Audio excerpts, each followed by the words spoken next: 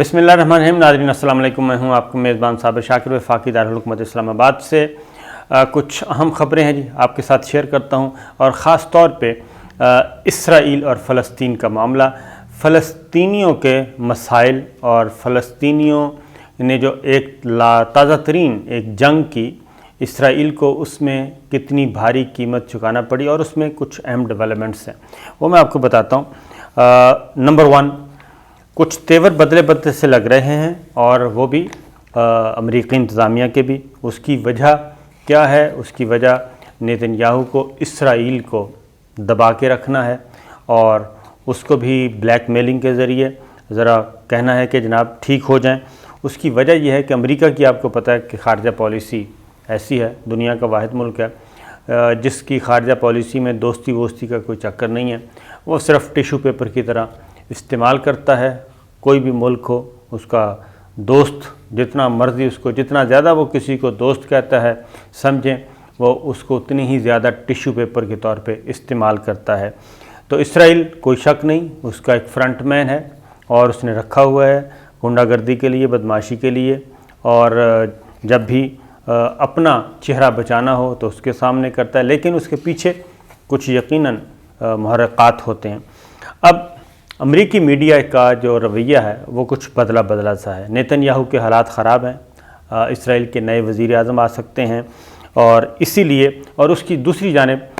Hamas के सरबराह ने पाकिस्तान में एक रैली से ख़िताब किया है, और उधर यरूशलेम में, गज़ा में हमास जो है वो अपने जदीद तरीन हथियारों की नुमाइश कर रहा है, और जश्न फ़तह का सिलसिला अभी तक जारी है। तरतीब से सुनिएगा कि अमरीकी अखबार न्यूयॉर्क टाइम्स, अमरीकी अखबार हो, न्यूयॉर्क टाइम्स हो, जो कि एक समझा जाता है कि अमेरिका की जो पॉलिसी है, स्टेट पॉलिसी है, उसको वो टो करता है। अमरीकी अखबार न्यूयॉर्क टाइम्स ने क्या किया जी कि एक सफ़ा अव्वल पे ख़बर छापी, और उसमें जो इसराइली हमले के नतीजे में, इसराइली फ़िज़ाई हमलों के नतीजे में, ज़मीनी हमलों के नतीजे में जो 67 फ़लस्तीनी बच्चे अल्लाह को प्यारे हुए थे, उनकी तस्वीर सफ़ा अव्वल पे शाया की,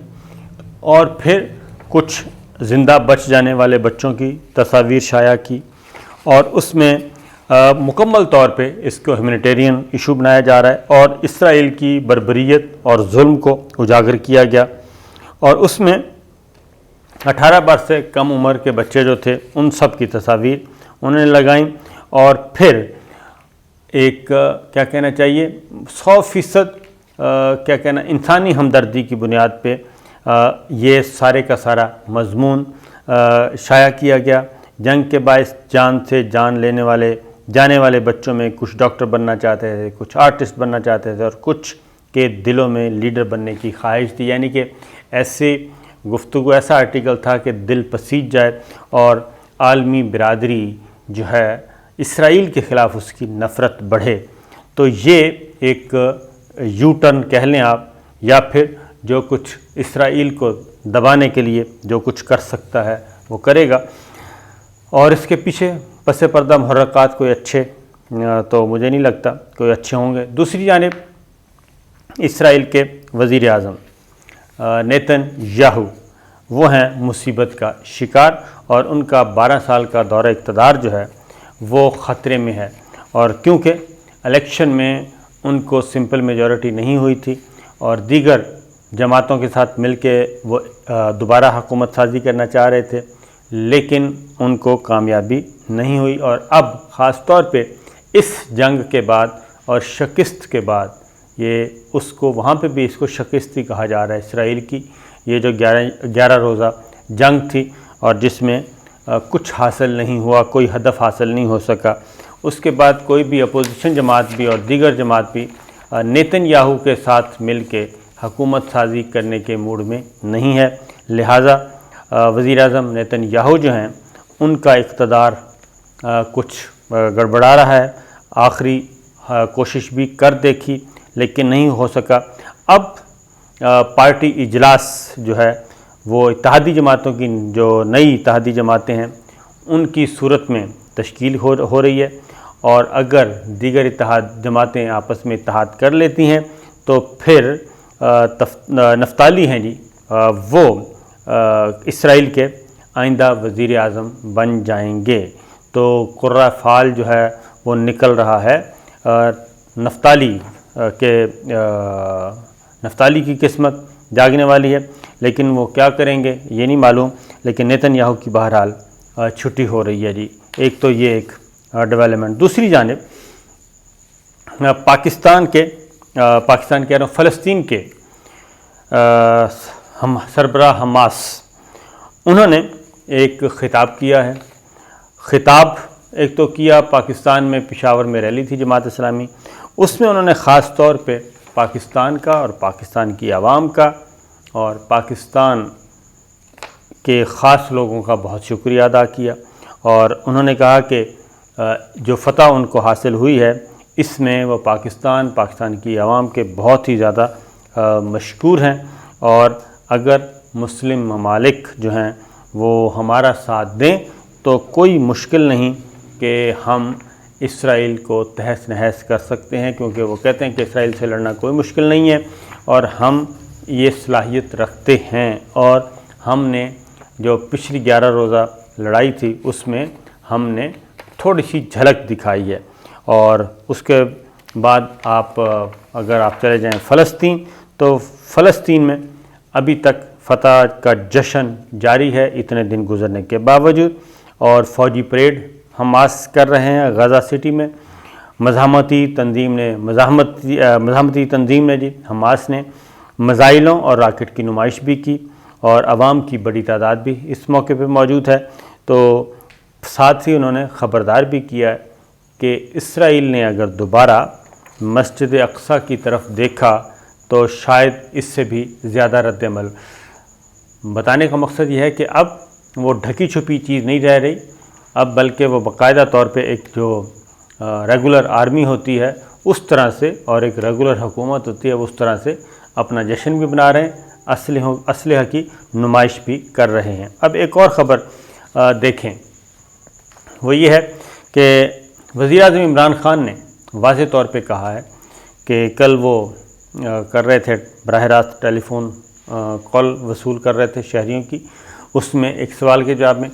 انہوں نے کہا جی کہ فلسطین کا معاملہ جو ہے اب دب نہیں سکتا، اور ہم یہ جنگ بندی تک ہی محدود نہیں رہیں گے، بلکہ پاکستان اس کو فالو کر رہا ہے، اور نہ صرف پاکستان اقوام متحدہ میں بلکہ دوست ممالک میں، اور مصر کا جو وزٹ ہے وہ بھی اسی سلسلے کی کڑی ہے،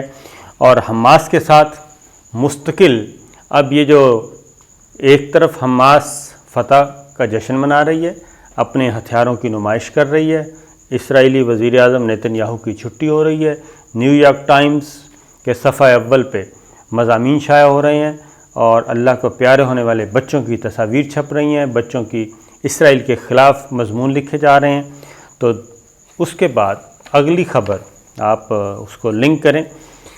اسرائیلی وزیر خارجہ مصر پہنچ گئے ہیں اور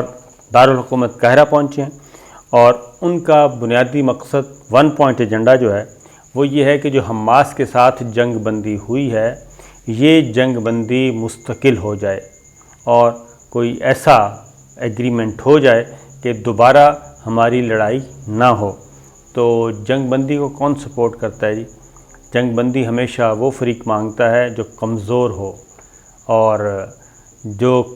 کوشش کر رہا ہو کہ جنگ بندی ہونی چاہیے تو وہ کمزور فریق زیادہ کرتا ہے۔ بالکل آپ چلے جائیں افغانستان میں، تو افغانستان میں بھی جب امن معاہدہ تھا تو امریکہ اور بین الاقوامی جو فوجیں وہاں پہ موجود تھیں